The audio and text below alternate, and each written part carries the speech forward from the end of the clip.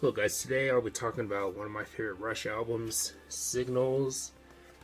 Now, this was the second album that I checked out from Rush. Moving Pictures was my introduction to the band, but this was the album that I checked out next after that album, and I remember really digging this album, and yeah, this album does have some of my favorite songs from Rush, and I still enjoy many other songs on this album today, and yeah, definitely a classic album for sure, and at some point I knew there had to be a day where I had to review this album. But anyways, this is their last album produced by Terry Brown, and I know he went on to produce albums for other artists. I know he helped Fate's Warning for one or two of their albums, maybe more, but either way, definitely a great producer. Definitely a bummer that this album was his last. It would have been pretty interesting to see what more he could do with Rush, with the later albums maybe, but either way, definitely a great album, and again, one of my favorites from the band. But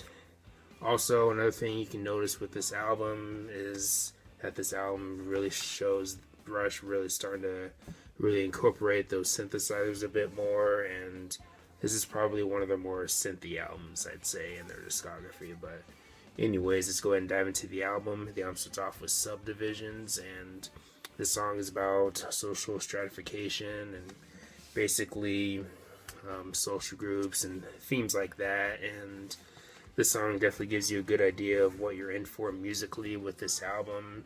It definitely doesn't back away from really showing off the synthesizers, and the band really wanted to incorporate that into their sound. And it was definitely a successful single for the band too. Definitely one of their biggest songs, and it's probably one of my favorite Rush songs too. I still really enjoy it today, and definitely one of the highlights on the album too. The song is catchy, and the synthesizers are a welcome addition to the sound, I'd say. And yeah, again, definitely one of the best songs on the album, and a great way to start off the album too.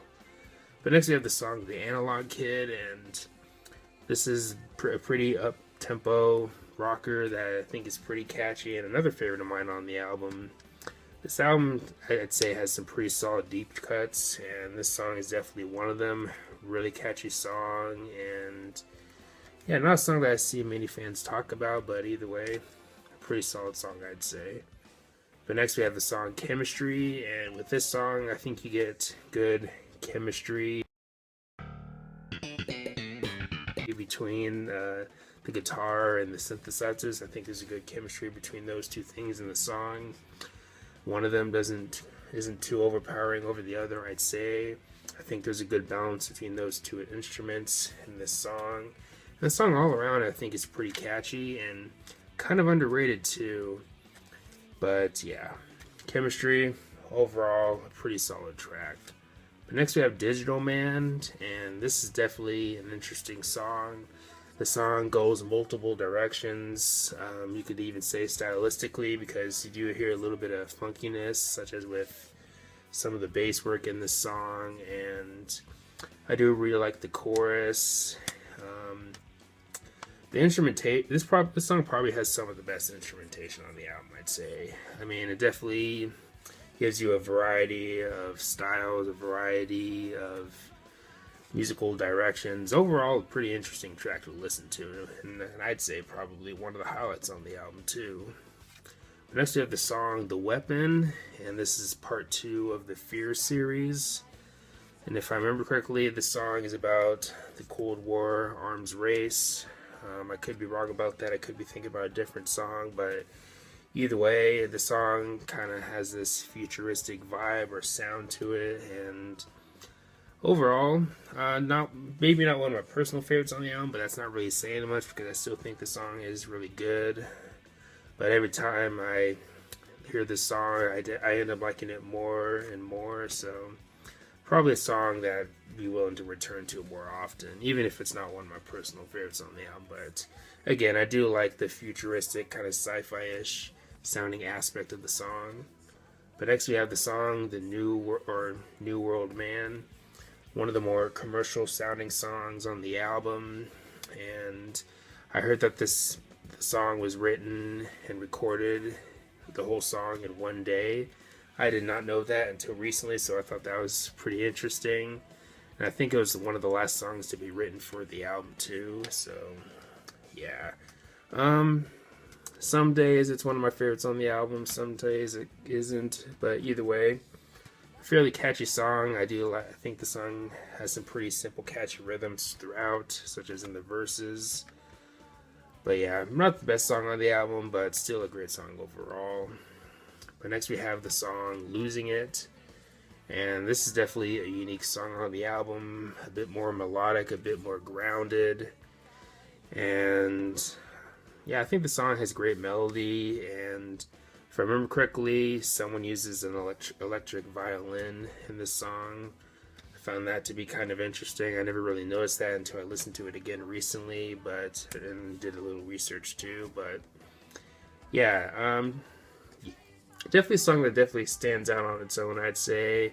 It definitely doesn't sound like everything else on the album. Kind of has its own thing going on, and not a song that I think to return to very often, but after hearing it again recently, it's definitely a song, kind of like with The Weapon, that I would be willing to return to more, because this is a pretty cool song. I really enjoy listening to this song again, and overall, a pretty solid song, and definitely, again, a unique song on the album, and maybe in their whole discography too. Definitely unique.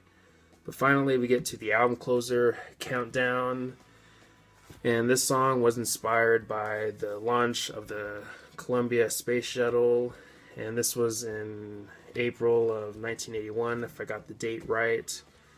Somewhere in mid-April, I think like April 12th or something like that. I could be totally wrong about that, but either way, I think the music really complements the lyrical themes very well, and kind of makes the song feel a bit theatrical in a way sometimes, which I find to be pretty cool, and pretty cool way to close off the album too. This song was, I believe, another single off the album too, and overall pretty solid song. It does enough to stand out on its own on the album, and overall a pretty cool song overall. And again, a pretty solid way to close off the album, not start off. But anyways, overall, Signals, still probably one of my favorites from the band. I know some people, or some old school fans who are more big on the 70s stuff, might not be a big fan of this album, because this album really isn't as proggy. The album is a bit more accessible, you could say, but either way, I don't know. I don't really care. I really love this album, and yeah, for that reason, and for all these reasons, I'm going to have to give this album a 9 out of 10. I do think this album really is that good, and maybe one of my top 5 favorite Rush albums. Maybe. If not, then it's maybe my 6th or 7th favorite, but it's probably top 5, though, along with Moving Pictures and Farewell to Kings, Permanent Waves, and of course other albums too. But yeah, if you haven't heard this album in a while, definitely give it another listen.